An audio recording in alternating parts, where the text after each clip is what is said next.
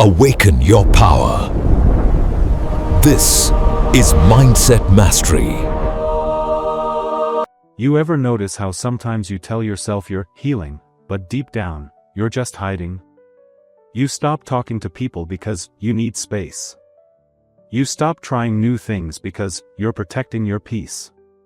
You stop chasing goals because you're still recovering. But here's the harsh truth: not everything that feels peaceful is actually healing. Sometimes, it's just avoidance wearing a calm mask. And the more you hide behind it, the more stuck you become. Because healing isn't just about feeling safe again, it's about becoming strong again. Let's talk about that. We live in a world that glorifies self-care. Everywhere you look, people are talking about boundaries, taking breaks, protecting energy. And yes, that's all important. But here's where it gets dangerous: when you start using healing as a shield to avoid anything uncomfortable. You stop taking risks. You stop facing fears. You start building a smaller and smaller world, all in the name of peace. And slowly, that peace starts to feel empty. Because real healing doesn't make your world smaller. It makes you strong enough to face a bigger one. So let's break this down. First, you confuse isolation with inner peace. When life hurts, pulling away feels right. You think, I just need time alone. And at first, that's true. You do need space, to think, to breathe, to process. But after a while, isolation turns from medicine into poison.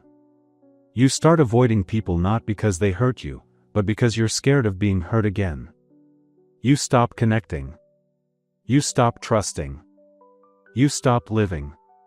Healing doesn't mean locking yourself away. It means learning to step back into the world, without losing yourself. You can't heal in a vacuum. You heal by learning to love again, to try again, to trust again, even when it's scary. So if you've been hiding behind the phrase, "I'm just focusing on myself," ask yourself, are you really healing? Or are you just protecting your fear? Second, you mistake numbness for peace.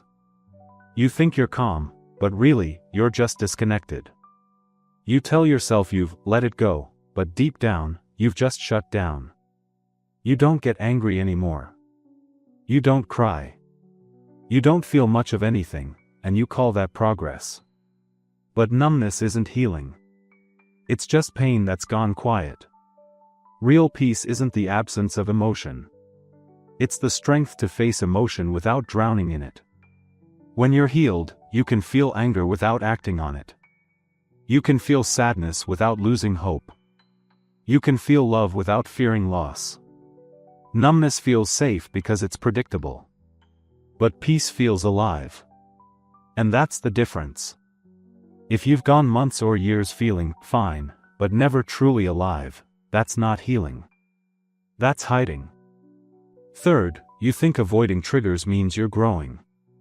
You say, I can't deal with that person, they trigger me. Or, that situation gives me anxiety, so I avoid it.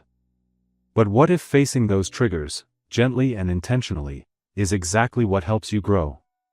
Avoidance gives you short-term relief. But it keeps the wound open. Because healing doesn't mean never being triggered again.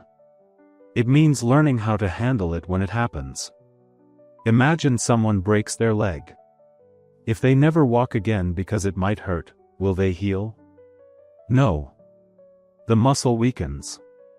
The leg stiffens. The pain lasts longer. It's the same with emotional wounds. If you never stretch your capacity for discomfort, you'll never regain your strength. Growth requires friction. Healing requires movement. The very things you're avoiding might be the things that make you whole again. Fourth, you stay healing because it feels safer than moving forward. Sometimes, you get so comfortable being the wounded version of yourself that you forget who you were before. You start to identify with your pain. It becomes part of your story, maybe even your identity. You keep saying, I'm not ready yet. But be honest, are you not ready, or are you just scared? Because moving forward means letting go of the version of you that got sympathy, understanding, attention. It means no more excuses. It means taking responsibility. And that's terrifying. But healing isn't meant to be your home, it's meant to be your bridge. A bridge that leads you from pain to power. At some point, you've got to stop tending the wound and start using the muscle again. You've got to stop saying, "I'm healing," and start saying, "I'm growing." That's where real freedom begins. Here's the truth: healing and hiding can look almost identical. Both are quiet. Both feel safe. Both give you space. But one builds you back stronger. The other keeps you weak. Real healing isn't just about feeling better. It's about becoming better. It's about facing what hurt you, not avoiding it. Learning from it, not running from it. You can't heal what you refuse to face.